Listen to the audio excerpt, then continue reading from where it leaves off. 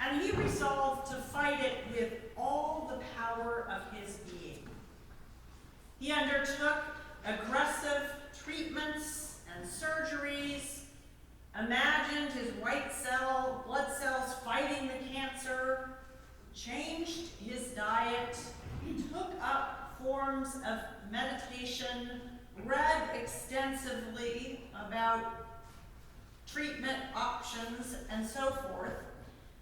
Now his family, his wife and children stood behind him in whatever decisions he made and made lots of space for him to pursue this aggressive fight to preserve his life at all costs. And it worked. 18 months later, the cancer was gone, and it was time to get back to living. But at that point, he found that he could not engage.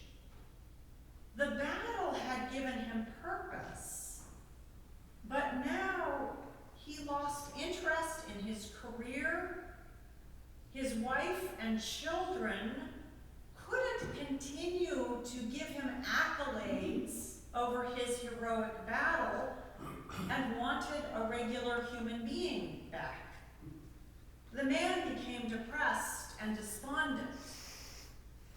His hope, my chaplain friend concluded, had been in his own powers all along, not in grace, or the medical profession, or gratitude for his life, or the joy of his family, or a view to the future. Today we continue our series of sermons on the building blocks of faith. We have considered already the need to belong and the need to understand. Today we consider the need to have hope. Some would say we live by hope. Without hope, it is hard to sustain the difficulties of everyday living, the daily challenges and losses. For those who live in more challenging circumstances than most of us, this is particularly pronounced. Rabbi Hugo Gryn told of experiences in Auschwitz as a boy. Food supplies were meager, and the inmates had to take care to preserve every scrap that came their way. When the festival of Hanukkah arrived, Hugo's father took a lump of margarine, and to the horror of young Hugo, who was hungry, he used it as fuel to light the light that must be lit at Hanukkah. When he was asked why, his father replied, "We know it is possible to live 3 weeks without food, but without hope, it is impossible to live properly for 3 minutes." What then is hope?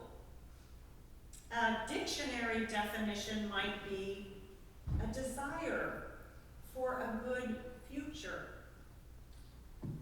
Emily Dickinson gives us a much more poetic and breathing definition.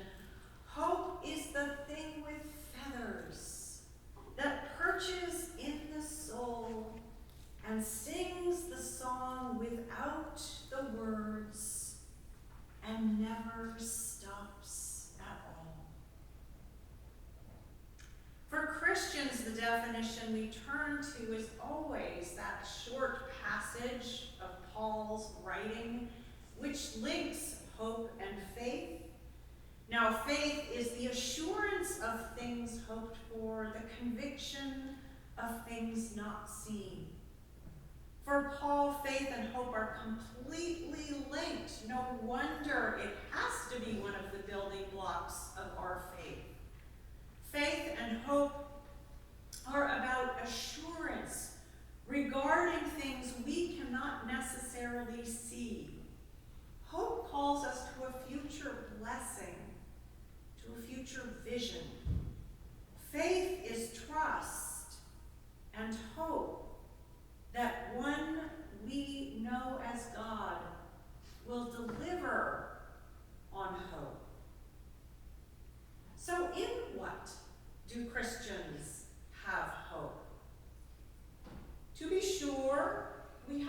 hope in the promise of enduring life beyond death. This hope can answer the despair that we might feel at our own mortality or the death of loved ones. Visions of beloved ones who have died, something that many people who are grieving will report, can offer hope to the loved one that that one who has died is in a place of wholeness or rest or even joy. My own grandmother, a very practical soul, once reported to me that her daughter, who had died at a fairly young age, laid a hand on her shoulder after her death and communicated, "Mom, I'm all right." It was a turning point for my grandmother in her capacity to have hope in the future. Christians also have hope because through Christ we are not condemned to our worst selves, but we are forgiven. The weight of all of our sin and selfishness does not rest so heavily on us, because once we can see ourselves clearly for who we are, the forgiving Christ comes to our aid. This is why we make a regular confession as part of our worship practice, because when we see ourselves truly as we are, Jesus is able to enter in forgiveness. While hope in life beyond death might fuel our mortal hopes, hope in forgiveness and grace fuels our moral hopes. Christians also hope because we are empowered through Christ to mend the broken world. This is what our passage from Colossians names today, that hope has the power to bear fruit in the lives of those it inhabits.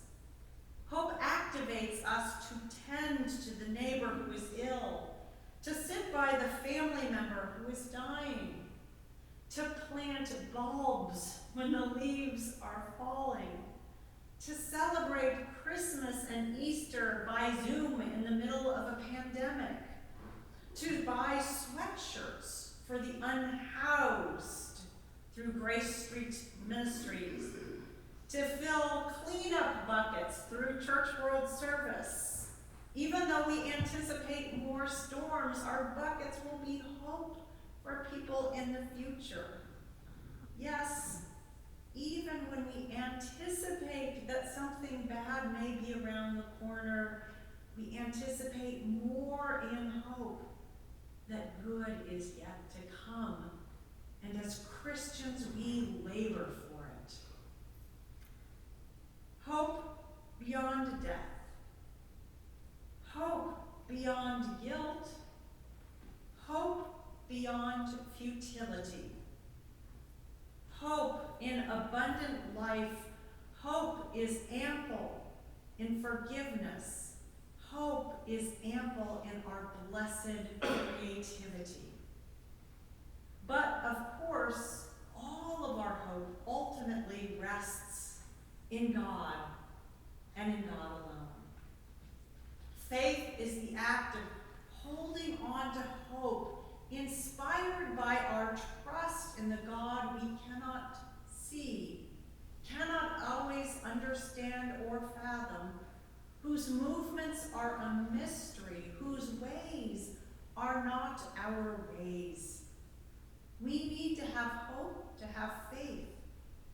Faith and hope walk together, creating in us a vision of and a relationship with the God whose creative power and enduring love story our past, hold our present, and breathe life into our future.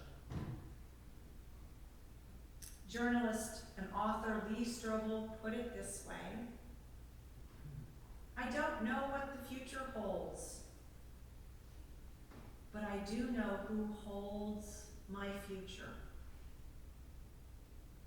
We have hope because God